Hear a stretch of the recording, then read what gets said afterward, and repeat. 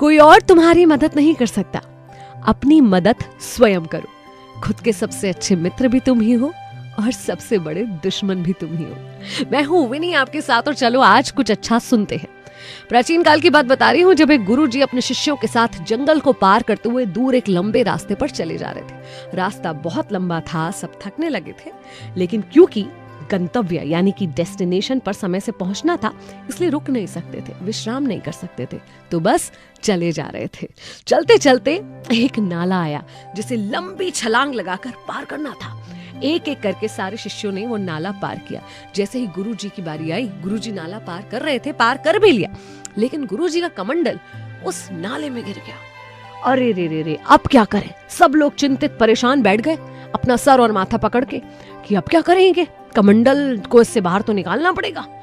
गुरुजी सारे शिष्यों को देख के हैरान थे कि मैंने इनको अपने गुरुकुल में इतने दिनों तक स्वावलंबन का पाठ पढ़ाया है, लेकिन ये सब बैठकर ना जाने क्या सोच रहे।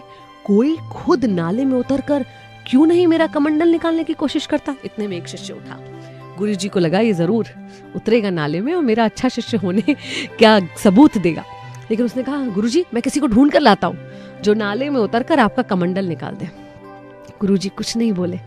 इस सब को भांपता हुआ उनका शिष्य मदन अचानक से आया और उसने नाले में हाथ डाला। हाथ डाला कि कमंडल कहीं हाथ में आ जाए, लेकिन नहीं, वो हाथ में नहीं आया क्योंकि वो तली में चला गया था। गुरुजी लगातार उसे देख रहे थे कि ये क्या करेगा। उसके बाद उसने बिना किसी चीज की परवाह किए खुद को नाले में उतार दिया, नाले में कूद गया और जाकर गुरुजी का कमंडल बाहर ला दिया। गुरुजी ने पूछा कि इतना समय किस बात में लग गया?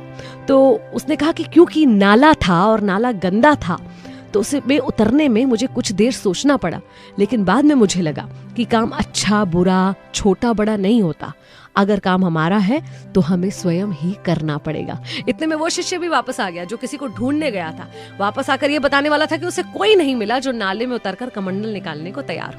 तब उसे पछतावा हुआ कि हाँ, मुझे भी यही करना चाहिए था। आपने भी जीवन में कई बार नोटिस करा होगा कि किसी काम के लिए अगर आप किसी और के भरोसे बैठे रहते हैं तो आपका समय बर्बाद होता है और काम में वैसा नहीं होता जैसा आप उसे करना चाहते हैं। तो क्यों ना हम अपने आप को ऐसा बनाएं कि कम से कम चीजों के लिए किसी और पर डिपेंड करें, किसी और पर निर्भर करें, बल्कि अपने ज्यादा से ज्यादा काम हम खुद कर पाएं। क्योंकि जब हम खुद काम करते हैं तो उस काम को करने का एक सुख अलग होता है, आनंद अलग होता है, उस काम से हमारा जुड़ाव अलग होता है और कहीं ना कहीं हम अपने आप को स्वावलंबी, आत्मनिर्भर बनाते हैं। तो आज से ही शुरुआत कीजिए। हर वो काम जो आप कर सकते हैं उसे खुद कीजिए, और हर वो काम जिसके बारे में आपको लगता है कि आप खुद नहीं कर सकते, या तो वो छोटा है या आपके लायक नहीं, एक एक बार करने का प्रयास तो कीजिए।